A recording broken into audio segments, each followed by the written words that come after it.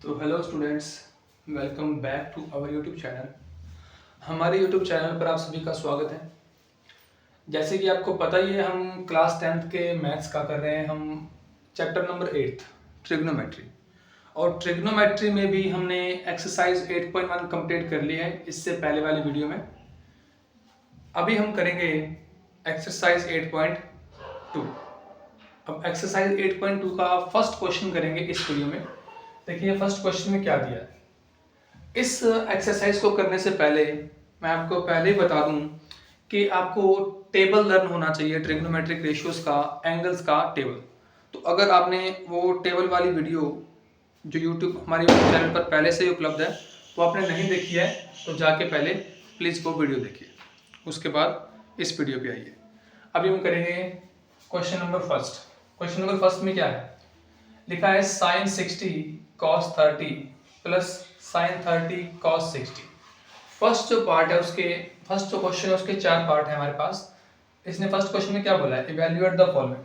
हमें एंगल्स की फॉर्म में साइन थीटा कॉस थीटा जितने भी हमारे ट्रिग्नोमेट्रिक रेशियोज हैं सबकी वैल्यूज फाइंड करने को बोला गया है। तो सबसे पहला क्वेश्चन, फर्स्ट क्वेश्चन का फर्स्ट पार्ट जो है वो क्या है, sine 60 cos 30 plus sine 30 cos 60। इसको सॉल्व करने के लिए आपको इनकी वैल्यूज पता होनी चाहिए कि साइन 60 की वैल्यू कितनी होती है, कॉस 30 की वैल्यू कितनी होती है, साइन 30 की वैल्यू कितनी होती है और कॉस 60 की वैल्यू कितनी होती है। तो वो आपको टेबल लर्न होना चाहिए। अभी मेरे को सारी वैल्यूज लर्न है तो मैं सीधी वैल्यूज पुट कर दूंगा यहाँ पे। देखो जो साइन 60 होता है ना, ये होता है मेरे पास √3/2 इंटू में। अब ये डॉट का मतलब क्या है, इंटू में। इंटू में कितना है, cos 30। cos 30 में कितना होता है, √3/2।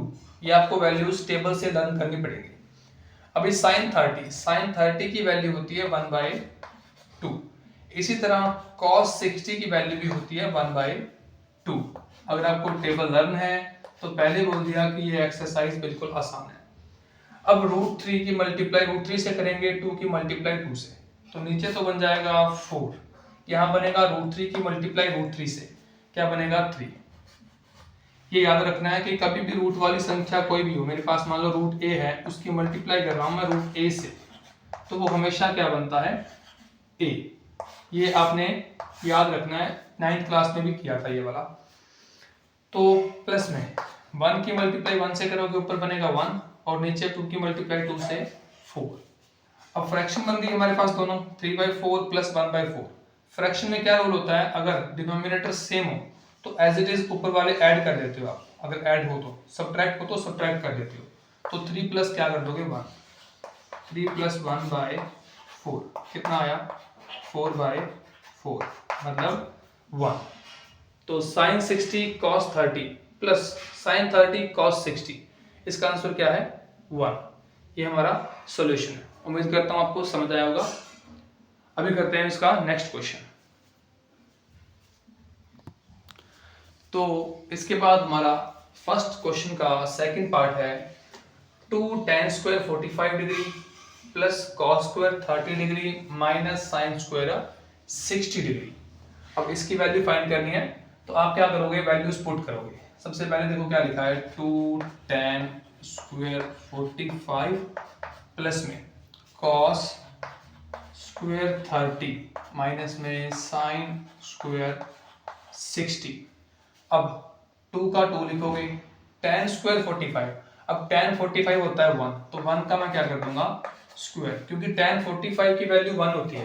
तो tan की स्क्वायर कर रहे हैं तो 45 डिग्री की जो वैल्यू होगी उसका भी स्क्वायर करोगे, तो 1 का स्क्वायर प्लस cos² 30। cos 30 होता है √3/2, इसका भी क्या कर दोगे आप, स्क्वायर, माइनस में sin² 60। अब sin 60 की वैल्यू होती है √3/2, इसका भी क्या कर दोगे आप, स्क्वायर। तो यहां बनेगा 2 × 1 का स्क्वायर कितना होता है, 1, प्लस में ये बन जाएगा 3/4, क्योंकि हमारे पास √3 का स्क्वायर, रूट से स्क्वायर कैंसिल हो जाता है, 2 का स्क्वायर 4, माइनस में यही सेम है तो 3 कितना बन जाएगा, 4। अब देखो तो 3/4 प्लस का है, 3/4 माइनस का है, दोनों क्या हो जाएंगे, कैंसिल। 2 × 1 कितना बन जाएगा, ये आ जाएगा 2। ये हमारा क्या है आंसर। तो कितना आसान क्वेश्चन है। अगर वैल्यूज आपको याद है तो आप आराम से कर सकते हो इन क्वेश्चंस को। तो ये इस क्वेश्चन का सोल्यूशन है। अभी करते हैं हम इसका नेक्स्ट पार्ट। तो फर्स्ट पार्ट का थर्ड क्वेश्चन क्या था, देखिए दिया है cos 45 डिग्री बाय में secant 30 degree plus cosecant 30 degree. अब इसका सोल्यूशन करना है। अब हम करेंगे वैल्यूज पुट। तो वैल्यूज पुट करोगे तो cos 45 कितना होता है। अब cos 45 में हमारे पास होता है 1/√2। नीचे secant 30, अब cos 30 होता है हमारे पास √3/2, तो secant 30 उसका रेसिप्रोकल होता है, तो वो क्या बन जाएगा 2/√3 प्लस में। अब cosecant 30 sin 30 होता है हमारे पास 1/2, और cosecant 30 sin 30 का क्या होता है, मतलब sin थीटा का cosecant थीटा रेसिप्रोकल होता है, तो sin 30 1/2 होता है, तो cosecant 30 होगा 2/1, या फिर 2 लिख सकते हो सिंपली। क्या 2/1 लिखना है तो 2/1 लिख सकते हो। अभी क्या बन जाएगा, ये ऊपर 1/√2, नीचे देखो √3 की मल्टीप्लाई 1 से करेंगे तो नीचे बन जाएगा √3। अभी हम 2 की मल्टीप्लाई 1 से 2 प्लस में 2 की मल्टीप्लाई √3 से, तो ये बनेगा 2√3। नेक्स्ट अभी इसके बाद हम क्या करेंगे, इसको इसका रेसिप्रोकल कर देंगे ऊपर। ये होता है देखो, अगर a/b/c/d हो ना, तो ये बन जाता है a/b मल्टीप्लाई में b/c, मतलब कि नीचे वाले का रेसिप्रोकल हो जाता है। तो ये हम यहाँ पे करेंगे, देखो हम करेंगे 1/√2 का 1/√2 लिख देंगे और रेसिप्रोकल कर देंगे इसका रेसिप्रोकल करेंगे तो आएगा √3 बाय में बनेगा 2 + 2√3। ठीक है।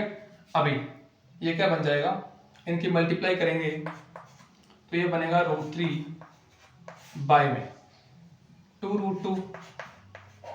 इसकी मल्टीप्लाई 2 से करेंगे तो √2 बन जाएगा, और √2 की √3 से मल्टीप्लाई करोगे ना तो ये बन जाएगा 2√6। अब ये भी क्या रूल होता है, देखो आपको पहले तो सारे रूल्स पता होने चाहिए। अगर रूल्स पता है तो आप सॉल्व कर सकते हो। अगर मैं √a की मल्टीप्लाई करता हूँ √b के साथ ना, तो ये बन जाता है √a × b। तो √a क्या था 2 और b था 3, 2 3 जा कितना होता है 6, तो 6 बन गया। इस रूल को आप नोट डाउन कर सकते हो, ये भी इंपॉर्टेंट रूल है।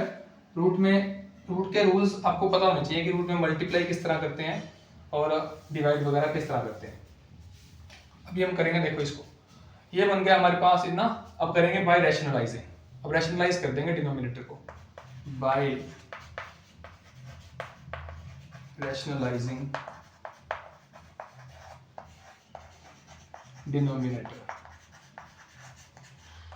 डिनोमिनेटर को करेंगे रैशनलाइज, तो ये बनेगा √3 बाय में 2√2 प्लस 2√6 की मल्टीप्लाई आप कर रहे हो 2√2 माइनस 2√6 बाय 2√2 माइनस 2√6।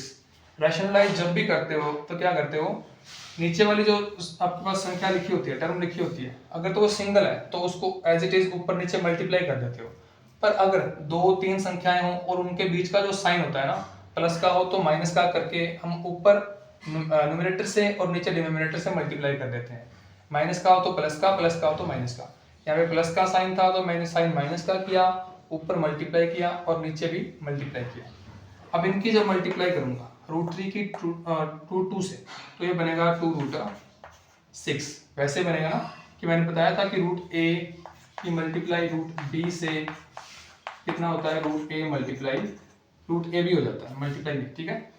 अब माइनस में √3 की मल्टीप्लाई √6 से, तो 2√18 बन जाएगा नीचे। अभी ये तो हो गया a + b a - b, आप कर दोगे a² - b², मतलब 2√2 का स्क्वायर माइनस 2√6 का भी स्क्वायर। अब ये 18 है, 18 को मैं लिख सकता हूँ 9 × 2। अब 9 का रूट तो होता है 3, तो मैं बाहर निकाल सकता हूँ 3। यहाँ पे लिखूंगा 2√6 माइनस इसका बाहर आएगा 3, तो ये बन जाएगा 6 रूट अपना 2, 6√2 और नीचे क्या बन जाएगा 2√2 का स्क्वायर, 2 का स्क्वायर 4, √2 का स्क्वायर 2, 4 2 जा 8 बन जाएगा माइनस में।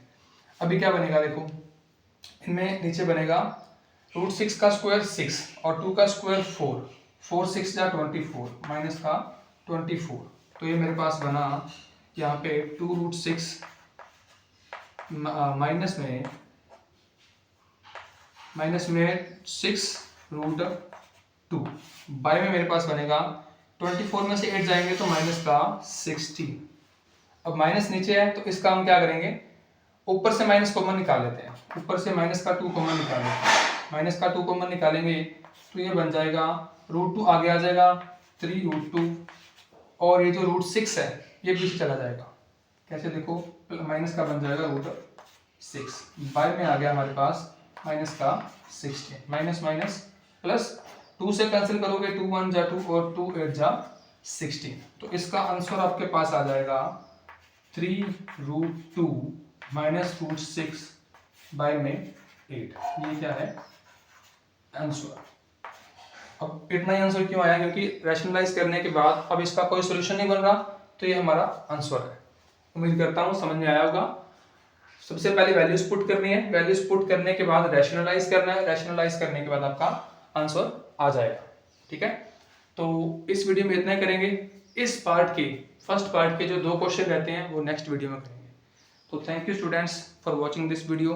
अगर अच्छी लगती है वीडियो तो हमारे चैनल को सब्सक्राइब करें, वीडियो को लाइक करें, कमेंट करें और जितना हो सकता है सपोर्ट करें हमारे चैनल को।